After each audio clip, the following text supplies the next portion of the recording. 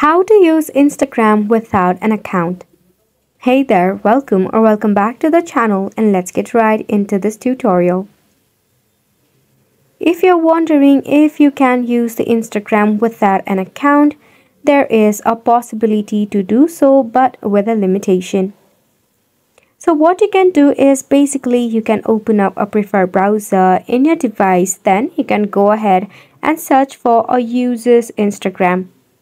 It will redirect you to a pages full of similar username. So you can go ahead and check out the user's profile without actually creating your very own Instagram account. But the limitation over here is you can most definitely check this profile within your browser without actually creating an account, but you will not be able to create a story or interact with the person in any case.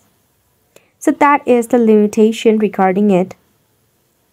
If Instagram Lite still exists, this was the most simplified version of Instagram that would require less storage and data, which means there was a chance you can use it without an account.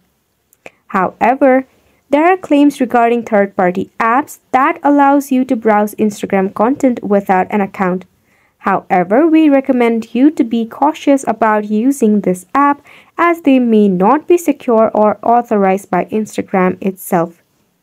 So the most beneficial way over here is to create an Instagram account.